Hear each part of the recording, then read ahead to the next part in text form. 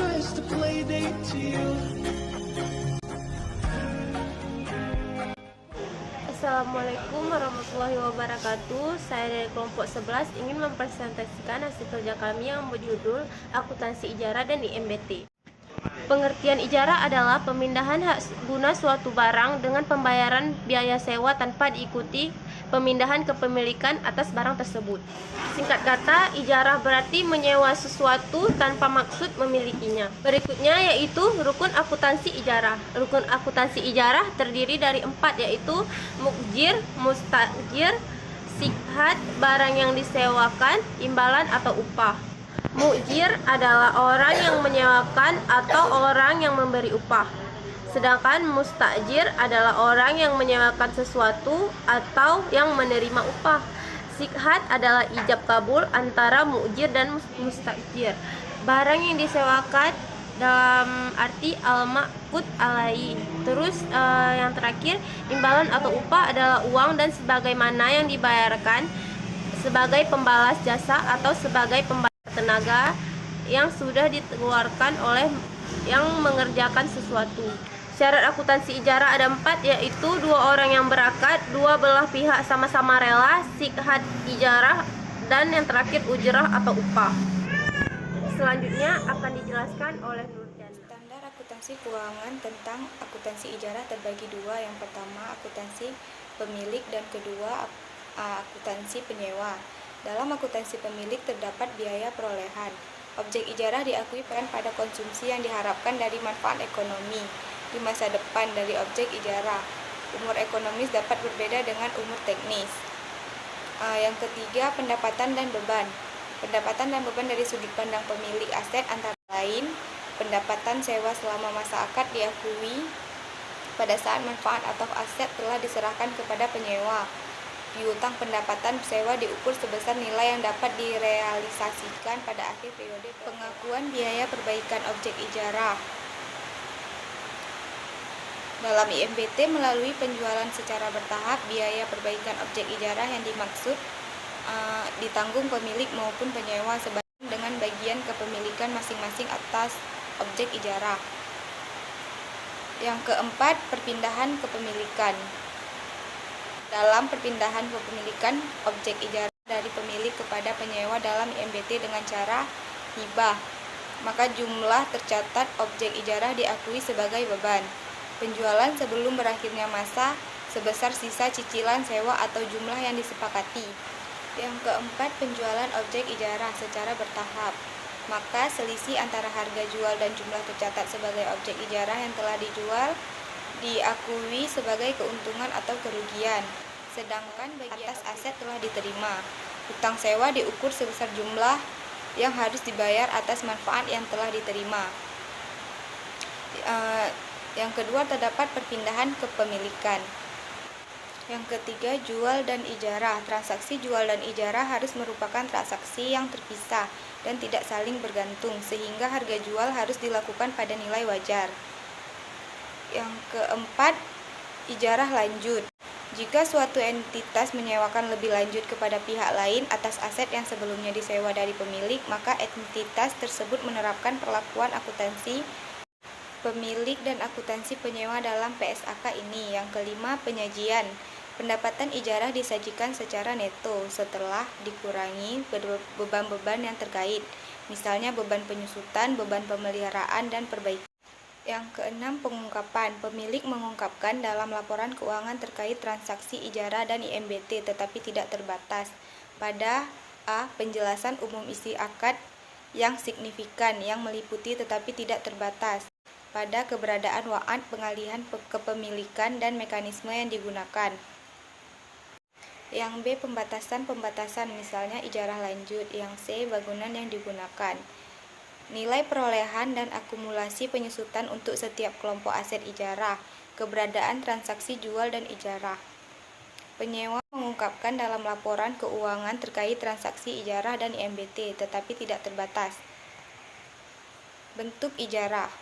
Dalam hukum Islam ada 2 bentuk ijarah, yaitu ijarah yang berhubungan dengan sewa jasa, yaitu memperkerjakan jasa seseorang dengan upah sebagai imbalan jasa yang disewa.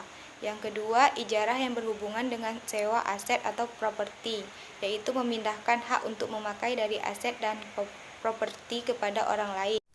Saya akan menjelaskan tentang pengertian ijarah mutahiyah bitamalik atau disingkat dengan IMBT. Apa itu IMBT? IMBT adalah akad sewa menyewa atau perpindahan manfaat suatu barang yang dilakukan oleh dua belah pihak atau lebih, yang diakhiri dengan perpindahan kepemilikan terhadap barang pada akhir akad, yang dikarenakan adanya pembelian terhadap barang oleh salah satu pihak.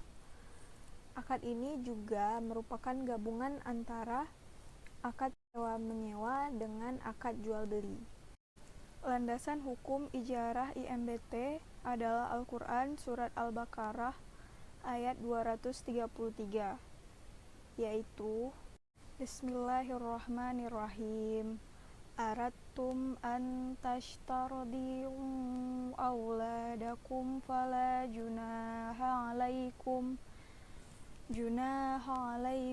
idza sallamtum ma ataitum bil ma'ruf wattaqullaha wa'lamu annallaha bima ta'maluna basir, yang artinya, dan jika kamu ingin anakmu disusukan oleh orang lain, maka tidak ada dosa bagimu apabila kamu memberikan pembayaran menurut yang patut.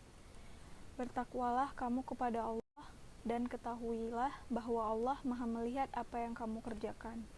Quran Surat Al-Baqarah ayat 233. Di dalam ayat tersebut dijelaskan bahwa tidak berdosa jika ingin mengupahkan sesuatu kepada orang lain dengan syarat harus membayar upah terhadap pekerjaan tersebut. Dalam ayat ini dijelaskan bahwa jika ingin anak-anak disusui oleh orang lain, maka pekerjaan seperti ini tidak berdosa asalkan kita membayar upah. Jika dipahami lebih dalam, ayat ini mengisyaratkan kebolehan untuk menyewa jasa orang lain dalam melakukan sesuatu pekerjaan yang kita butuhkan. Lanjut, rukun ijarah. Rukun ijarah itu ada 5. Yang pertama, mu'jir atau orang yang memberikan upah yang menyewakan. Yang kedua, musta'jir adalah orang yang menerima upah untuk melakukan sesuatu atau orang yang menyewa sesuatu. Yang ketiga, itu ada sikat, yaitu ijab. Yang ketiga, sikat ada atau ijab kabul antara mu'jir dan mustajir. Yang keempat, barang yang disewakan. Yang kelima, imbalan atau upah. Selanjutnya, bentuk dari ijarah IMBT. Bentuk ijarah mutabiyah bitamalik sesuai dengan kesepakatan kedua belah pihak yang bersepakat dalam kontrak, misalnya ijarah dan janji menjual. Nilai sewa yang ditentukan dalam ijarah, harga barang dan transaksi jual, dan kepemilikan dipindahkan. Perlakuan akuntansi ijarah. Bagi pemilik objek sewa, perlakuan akuntansi untuk penyusutan objek ijarah berupa aset tetap menganut PSAK nomor 16, sedangkan untuk amortisasi objek ijarah berupa aset tidak berwujud menganut PSAK nomor 19. Dari transaksi ijarah dicatat pendapatan sewa selama masa akad yang diakui pada saat manfaat atas aset diserahkan kepada penyewa. Piutang pendapatan sewa. 1. Biaya perbaikan tidak rutin objek ijarah diakui pada saat terjadinya. 2.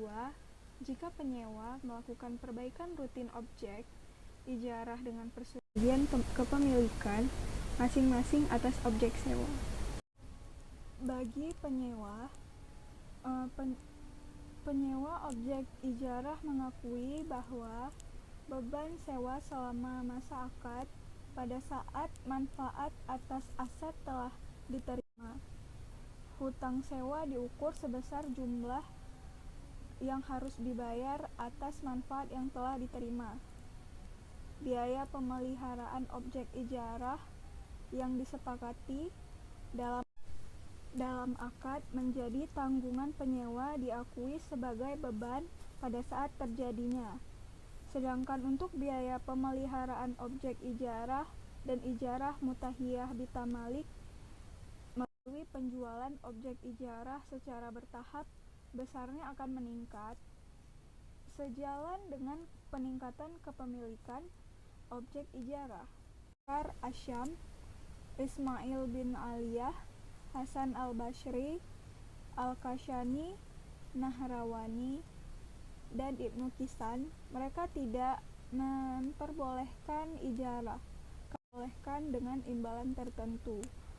Para fuqaha sepakat bahwa ijarah merupakan akad yang diperbolehkan oleh syara, kecuali beberapa ulama seperti Abu Bakar, karena ijarah adalah jual beli manfaat, sedangkan manfaat pada saat dilakukan akad tidak bisa diserah terimakan. Rukun ijarah ada 4, yaitu yang pertama orang yang berakad, yang kedua itu sikat akad, yang ketiga ujrah atau upah, yang keempat manfaat.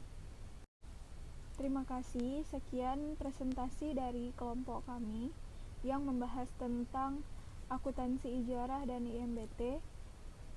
Mohon maaf apabila ada kesilapan. Wassalamualaikum warahmatullahi wabarakatuh.